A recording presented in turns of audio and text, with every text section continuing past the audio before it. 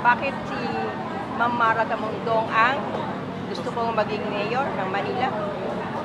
Simple lang.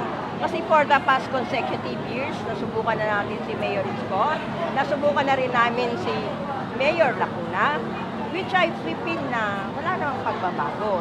Although, yung ibang from Isko is nagkaroon tayo ng mga kalinisan at may mga bagay na may advantage and disadvantage. But the problem is, it's too late nang nalaman. Marami palang bagay na parang hindi naging maganda sa it's too late para malaman namin. Pero sa present naming mayor ngayon, ako ay for one sinabi ko sa mga konsihal ng 5 distrito nung kinausap nila ako dahil ako ay isang active na tagagabay ng mga tumatakbo. Sabi ko talaga, kayo dadalhin ko, ipipilitin kong panalo sa Zone 79, pero si Mayor Acuna is hindi. Kasi hindi ko naramdaman. Nasunugan kami ng Barangay 730. Wala man lang kaming naramdaman na, kumbaga yung 10,000 from DSWD. Tapos ang mga naibigay sa amin, mga noodle, which is hindi naman, kumbaga, mga hindi kilala na noodle, mga dilata na hindi ko kilala. Hindi nang ina-after namin dapat as a mayor, nandun siya sa present, nandun kami sa Lasal, which is almost 2 consecutive years. Paano kami nabuhay? Paano namin naisulba ng pagkain after na napitawan kami ng 1 week ng DSWD? I, for one, nakiusap sa simbahan ng Santissima Trinidad as a volunteer Caritas para suplayan ng another 1 week na supply ng pagkain.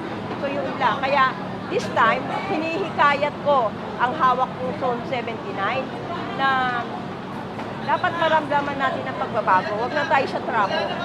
Kasi, sad to say kasi ako during my college day is masyadong radical student. So, mahilig ako mag-analyze and naramdaman ko na kailangan na natin ng pagbabago. Kailangan na, hindi tayo pwedeng ano pa naman yung maliit na pera na pinararamdam sa inyo during election? Just makuha lang yung ano nyo. Pero ano ang kapalit nun? Wala, diba? Habang buhay na paghirap. Ang mahirap, lalong humihirap, palakasan system, which is yun ang napili ko. Sa City Hall, bago ka pumunta ron, sabi ko nga sa mga kasapi ko, as a senior citizen president right now, hindi na natin kailangan lumapit yan kasi para kayong kawawa. We will do our best to do na makumpay natin. Nairaras natin lahat ng bagay. Kaya ngayon, ipaglalaban ko kay Mara Tamundong. That's it. Thank you so much. Ang tanong mo sa akin, bakit si Ma'am Mara Tamundong ang dapat kong maging mayor ng Maynila? Para sa akin, matagal na ako mahawak ng mga kandidato. Tagal ko na kilala si Isko at si Mayor ngayon. Sabi ko, kaya ko siya dadalhin upang magkaroon ng pagbabago ang pamamalakad ng Maynila.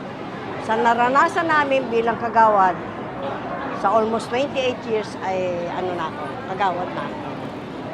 Nakita ko na lahat kung sino ang maganda magpatakbo ng Maynila, Atienza, Lim, Joseph, nadaanan ko silang lahat.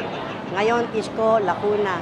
Para sa akin, hindi para sa akin, para sa buong Maynila, sa kabataan, sa mga bagong henerasyon, na makita ang tunay na pagbabago ng Maynila, kung paano mahalin ang mga asset o mga property ng Maynila ay maging sa Maynila talaga, sa mga taga-Maynila, hindi sa mga dahyuhan lang. Na dapat pakinabangan namin mga Manileño. Yon ang hinahangad kong maiupo si Ma'am Mara Tamundong. Nakikita ko sa kanya ang sincerity sa gagawing pagbabago sa buong Maynila. Kaya sa akin, ano man ang mangyari, kahit sino pa ang makatapat ko, ipaglalaban ko si Ma'am Mara Tamundong para sa pagbabago ng Maynila. Tandaan nyo, Kagawad Josie, pagbabago ng Maynila, Mara Tamundong ang kailangan naming taga-Maynila. Ma'am, mensahe niyo po para sa mga kapwa ninyo Manileño. Sinasabi ko, miskin nung mag-speech ako, kaharap si Ma'am Mara Tamundong, higit sa lahat sa mga katulad kong council na mamalakad sa buong barangayan, lagi ako, ang huli ko sinabi sa kanila, nakikiusap ako, o maaari, tayo ang manguna para mabago ang Maynila sa pamumuno ng ating ihahalal na mayor. Kung ang dati nating ihahalal ay yun at yun din, the same na pamamalakad, the same ang mangyayari sa Maynila, lalong lulubog. Naintindihan niyo ba yun? Hinihiling ko sa mga kapwa ko, kagawad, sa mga chairman, mag-isip, hindi pera, paglilingkod ng tapat sa aming nasasakupan at higit sa lahat sa buong Maynila. Sana marinig nila ang pakiusap ko sa aking mga kapwa. No, lahat ng taga-Manileño, subukan po natin ng bago. Kasi kung di tayo susubok ng bago, di same ang pamamalakad sa buong Maynila, walang mababago. Kaya kailangan natin ihalal si Ma'am Tamundong para makita natin yung talagang sinasabi niyang sincerity na babaguhin ang pamamalakad sa buong Maynila. Higit sa lahat, sa minamahal niya mga senior na katulad ko. Yun lang. Ma'am, bakit po para sa inyo si Ma'am Mara na ang dapat maging mayor sa 2025 ng lungsod ng Maynila? Yes, gusto namin po ang pagbabago.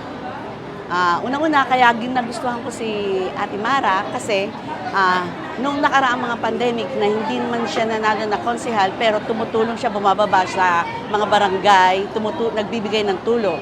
Ngayon, yung mga minamahal niya ang mga senior citizen, yun na nagustuhan ko kasi may mga kapatid ako matatanda, nagbigay siya ng tulong sa kanila.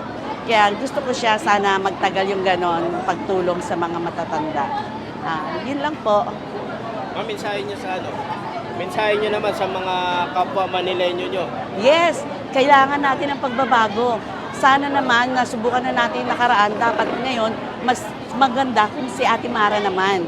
Kasi makikita natin yung kaibahan. Na, alibawa, yung mga nangyari nung nakaraan na hindi natin gusto, na hindi na uulitin at gagandahan pa ni Ate Mara ang pagserbisyo sa ating mga Manileño.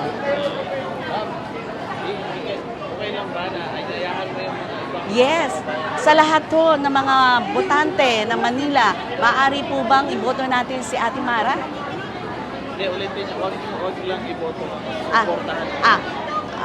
Sa katulad ko mga taga-Manileño, ngayon po natin ipakita natin ang pagsuporta natin kay Ate Mara. Kailangan natin siyang manalo bilang mayor.